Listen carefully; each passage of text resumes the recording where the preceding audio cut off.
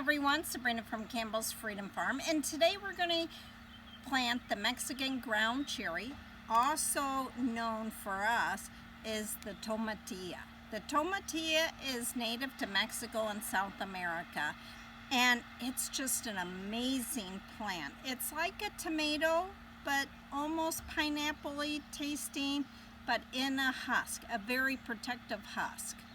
And so these grow roughly 3 to 4 foot wide, which is perfect here, and 4 foot tall. So in the wild, it would just sprawl on the ground. It would be like the vine peach, and it would keep the ground cool. But it also cascades over planters or walls or anything else, and it's very bushy when it grows if it has the correct nutrients. So let's talk about the soil. Now we have the raised beds, and I have a video on making the raised beds for that, and that's what I used in here. Now I am fortunate enough to have a grandson that's 8 now, and every time I say I'm filling a container or planting stuff, he runs around the farm and he gets buckets of worms. So, well, this was a big bucket of worms. And so that's at the end of the video. He wanted to show a video on that. So I told him he should do a video on attracting worms. So this really wants not overly rich, but pretty decent soil. It hates wet feet, but it needs some even moisture. So that brings us to the next thing. By the way, this one came from my friend Howard. I picked it up today. And look how long it is. It's beautiful. Thank you, Howard. So, just like a tomato, a tomatilla has trichomes.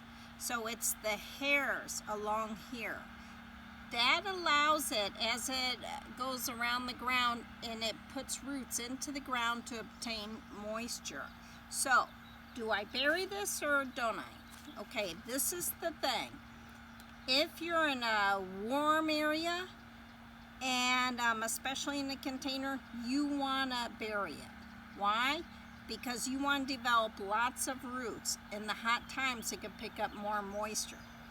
If you're in the cold regions and you don't want to bury it, because what happens is the soil never warms up enough, and it wants at a minimum of 60 degrees.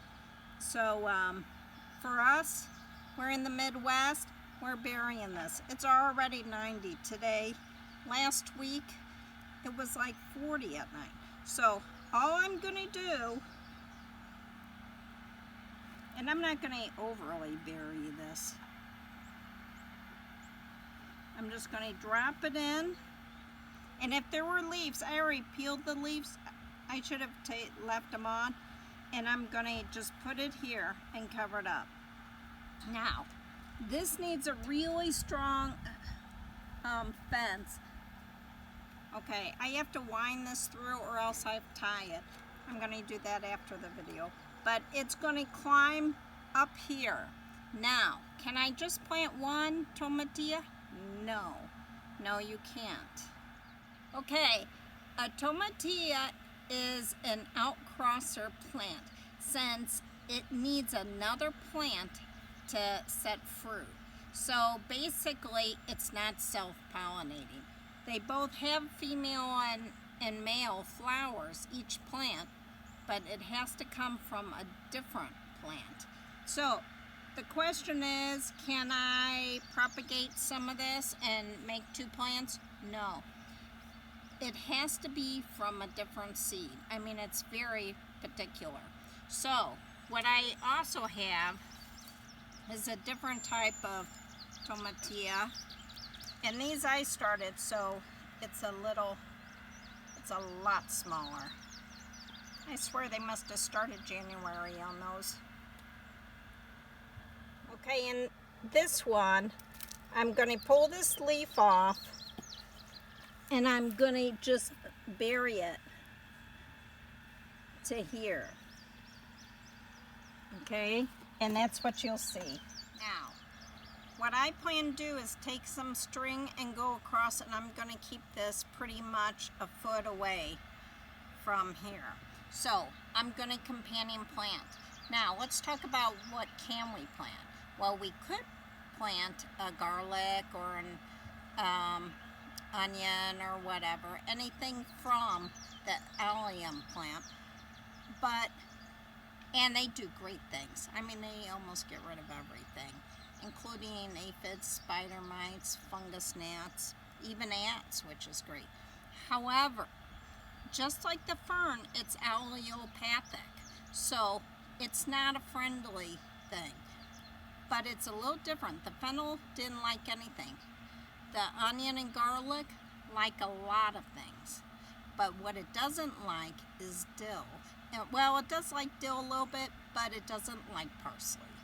And I really want to plant some parsley from Howard also, from Seed St. Louis. Now, what does parsley do? Well, it does keep away the asparagus beetle, which is great, but what is more important, it brings in the Hoover fly. Why is that important? Everybody has aphids. That's like the nightmare of every gardener. And it also brings beneficial wasps that also get rid of other insects. So what I'm going to do, because these are going to bush out, I'm going to put it in front right here. Now, parsley is biennial, so this will make it through the winter, and then it sets flowers next year, and then it's done. So, but this is a great way of doing this. Later on, after everything's planted, I'm going to come in and plant with some flowers that are really good, beneficial flowers for these plants. But this is how you plant your tomatillo. And this is Sabrina from Campbell's Freedom Farm. Please subscribe, like, and share. Have a great day. Look at the one, the Domini. The walk.